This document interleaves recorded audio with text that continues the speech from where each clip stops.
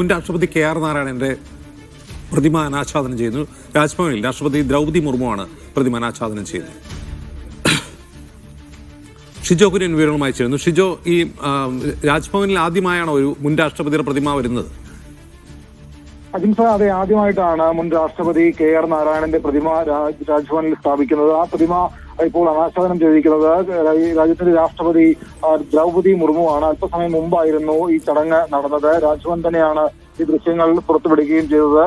രാഷ്ട്രപതി ദ്രൗപദി മുർമുവും ഗവർണർ രാജേന്ദ്ര വിശ്വനാഥ് അർലേക്കറും കേരളത്തിന്റെ മുൻ ഗവർണറായിരുന്ന ആരിഫ് മുഹമ്മദ് ഖാനും അടക്കമുള്ള ആളുകൾ കൂടി ഈ ചടങ്ങിന്റെ ഭാഗമായിരുന്നു. രാജ്യം കണ്ട ഏറ്റവും മികച്ച ഭരണാധികാരിയായിരുന്നു, രാഷ്ട്രപതിയായിരുന്നു KR നാരായണൻ എന്ന ഈ പ്രതിമ അനാച്ഛാദനം ചെയ്തതിനു ശേഷം സംസാരിച്ച രാഷ്ട്രപതി ദ്രൗപദി മുർമു പറഞ്ഞു, കേരളത്തിലെ 4 ദിവസത്തെ സന്ദർശനത്തിനെത്തിയ രാഷ്ട്രപതി ദ്രൗപദി മുർമു നാളെ വൈകിട്ടോടു കൂടിയാണ് മടങ്ങിപ്പോവുക. കഴിഞ്ഞ ദിവസങ്ങളിൽ ശബരിമലയിലടക്കം ദർശനം നടത്തി ഇന്നലെ വൈകിട്ടോടുകൂടി തിരിച്ചെത്തിയ രാഷ്ട്രപതി ദ്രൗപദി മുർമു ഇന്ന് രാവിലെ 10 മണിയോടുകൂടിയാണ് KR നാരായണന്റെ പ്രതിമ രാജ്ഭവനിൽ അനാച്ഛാദനം ചെയ്തത്. അല്പസമയത്തിനകം രാഷ്ട്രപതി രാജ്ഭവനിൽ നിന്ന് വർക്കല ശിവഗിരിയിലേക്ക് പോകും. അവിടെ ശതാബ്ദി ആഘോഷങ്ങളിൽ പങ്കെടുക്കുന്ന രാഷ്ട്രപതി ഉച്ചയോടുകൂടിയായിരിക്കും കോട്ടയത്തേക്ക് പോവുക. നാളെ കേരളത്തിൽ നിന്ന് ദില്ലിയിലേക്ക് മടങ്ങുകയും ചെയ്യും. കേരളം നേരത്തെ നിശ്ചയിച്ച പരിപാടി എന്നോണമാണ് KR നാരായണന്റെ പ്രതിമ, മുൻ രാഷ്ട്രപതി KR നാരായണന്റെ പ്രതിമ കേരള രാജ്ഭവനിൽ അനാച്ഛാദനം ചെയ്തത്.